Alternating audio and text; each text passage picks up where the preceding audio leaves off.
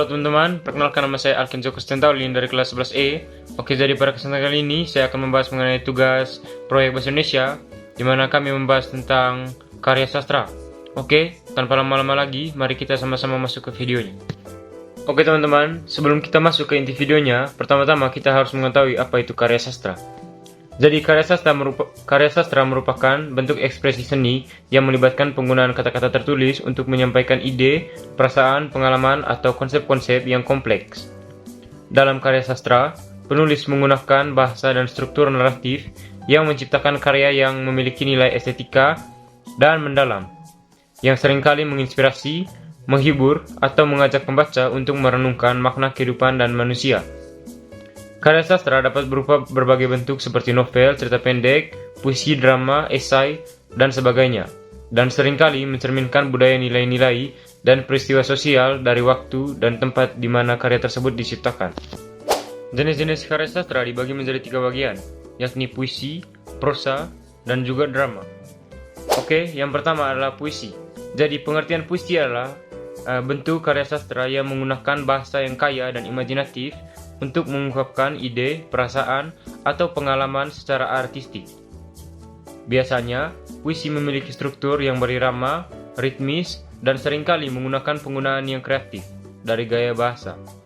Seperti contohnya, ada metafora, simile, atau personifikasi. Tujuan dari puisi seringkali lebih dari sekedar menyampaikan makna secara harfiah, tetapi juga untuk membangkitkan emosi, menginspirasi, atau merangsang pemikiran pembaca. Oke, selanjutnya ciri-ciri puisi. Secara umum, ciri-ciri puisi adalah sebagai berikut. Yang pertama, penulisannya terdiri dari bait yang di dalamnya berisi baris-baris. Yang kedua, banyak menggunakan gaya bahasa atau majas yang bermakna kiasan. Yang ketiga, terikat oleh persajakan rima dan irama. Oke teman-teman, jadi puisi di sini dibagi menjadi 2 jenis. Yang pertama itu ada puisi lama dan yang kedua ada puisi baru. Jadi yang pertama itu pengertian puisi lama. Puisi lama adalah jenis puisi yang terikat oleh berbagai peraturan seperti banyaknya baris tiap bait dan banyaknya suku kata tiap baris. Adapun puisi yang termasuk ke dalam puisi lama adalah mantra, pantun berikat, talikbun, pantun kilat atau karmina, gurindam, dan syair. Dan ciri-ciri dari puisi lama itu yang pertama, biasanya nama pengarang yang tidak diketahui atau anonim. Yang kedua, penyampaiannya bersifat dari mulut ke mulut sehingga tak heran jika disebut sebagai sastra lisan. Yang ketiga, sangat terikat dengan aturan seperti jumlah baris tiap bait, suku kata, maupun rima. Oke, jadi jenis puisi selanjutnya itu puisi baru atau puisi modern. Jadi puisi baru justru tidak terikat lagi oleh beberapa aturan tadi, sehingga bentuknya lebih bebas dalam segi jumlah baris, suku kata, ataupun rima. Contoh jenis puisi baru diantaranya seperti satir, puisi kritik sosial, ode, elegi, serenada, dan masih banyak lagi. Jadi selanjutnya itu ciri-ciri dari puisi baru. Jadi puisi baru itu memiliki ciri-ciri yang pertama, nama pengarangnya diketahui. Yang kedua, mempunyai bentuk yang rapi atau simetris dan bersajak akhir yang teratur. Yang ketiga, gaya bahasanya dapat berubah-ubah atau dinamis. Perkembangannya melalui lisan maupun tertulis. Yang keempat, umumnya terbentuk 4 seuntai. Yang kelima, tiap barisnya terdiri atas sebuah gatra atau kesatuan sintaksis yang di dalamnya berisi 4-5 suku kata. Oke, jenis karya sastra yang kedua adalah prosa. Jadi, prosa adalah gaya penulisan yang lebih bebas dan alami, di mana pengarang menggunakan kata-kata untuk menyampaikan cerita, gagasan, atau informasi, tanpa mengikuti pola ritmis atau berirama seperti di dalam puisi. Ini adalah bentuk yang paling umum dalam penulisan naratif seperti novel, cerita pendek, esai, artikel, dan sebagainya. Dalam prosa, pengarang memiliki kebebasan untuk mengembangkan karakter, plot, dan tema secara detail, tanpa terikat oleh struktur atau keterbatasan formal tertentu. Beberapa ciri-ciri dari prosa adalah yang pertama itu bentuknya bebas dan rangkaian kalimatnya membentuk paragraf seperti hikayat atau dongeng. Yang kedua, memiliki tema seperti karya tulisan pada umumnya untuk menentukan alur cerita. Yang ketiga, bahasa yang digunakan yakni bahasa Indonesia, Melayu, atau bahasa asing lainnya.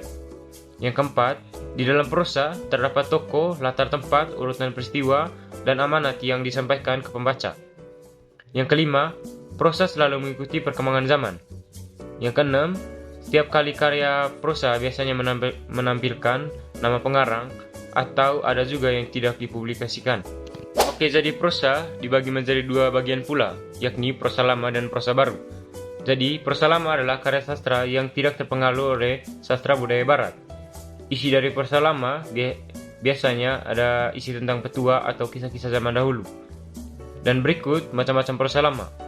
Jadi yang pertama itu ada dongeng, yang kedua itu sage, yang ketiga mitos, yang keempat fabel, dan legenda. Oke, selanjutnya itu prosa baru.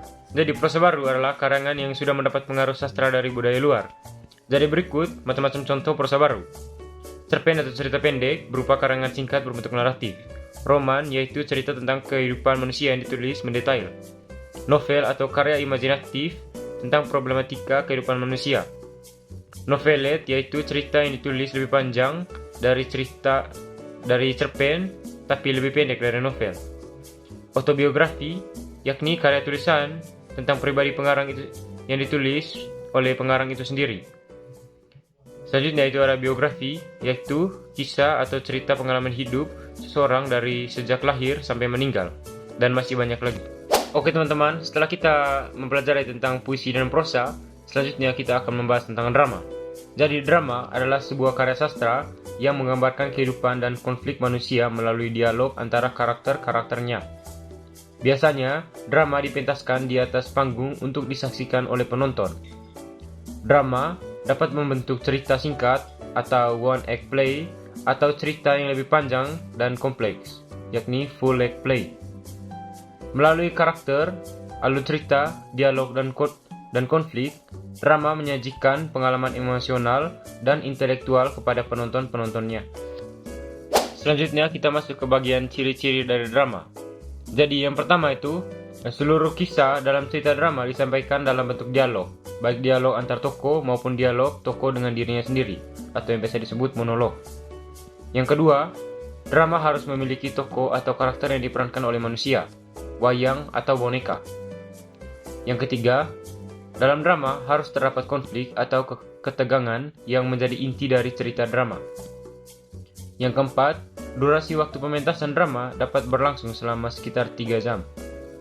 Yang kelima, pementasan drama biasanya dilakukan di atas panggung yang telah dilengkapi dengan berbagai perlengkapan dan peralatan untuk menghidupkan suasana dalam drama. Yang keenam, pertunjukan drama selalu dilakukan di hadapan penonton, di mana drama tersebut dilakukan sebagai sarana hiburan.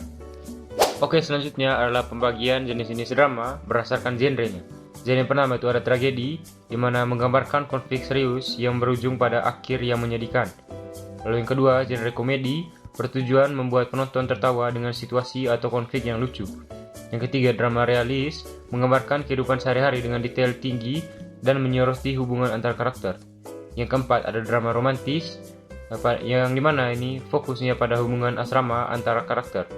Yang kelima, ada drama historis, di mana drama historis ini berlatar belakang masa lalu. Sering juga menggambarkan peristiwa sejarah atau budaya-budaya pada tempat-tempat tertentu. Yang keenam, ada melodrama. Jadi melodrama ini adalah drama yang memperbesar emosi dengan konflik yang dramatis dan seringkali menggunakan musik untuk menekankan suasananya. Yang ketujuh, ada drama musikal, yang dimana drama musikal ini merupakan gabungan antara dialog, nyanyian, dan tarian untuk menyampaikan cerita. Oke teman-teman, setelah kita membahas tentang ketiga karya sastra di atas tadi, selanjutnya kita akan membahas perbedaan dari ketiga karya sastra di atas. Jadi, kalau yang pertama itu prosa. Jadi, kalau prosa itu merupakan karangan bebas, yang dimana tidak terikat oleh kaidah yang terdapat di dalam puisi. Lalu kalau puisi adalah ragam sastra yang bahasanya terikat oleh irama, matra, rima, serta penyusunan larik dan bait. Dan yang ketiga, drama. Kalau drama ini adalah komposisi syair atau prosa yang diharapkan dapat menggambarkan kehidupan dan watak melalui tingkah laku atau acting atau dialog yang dipentaskan. Oke teman-teman, sekian pembahasan saya mengenai karya sastra tentang tugas proyek Bahasa Indonesia. Jika ada kesalahan dalam pemaparan materi, saya ucapkan mohon maaf sebesar-besarnya.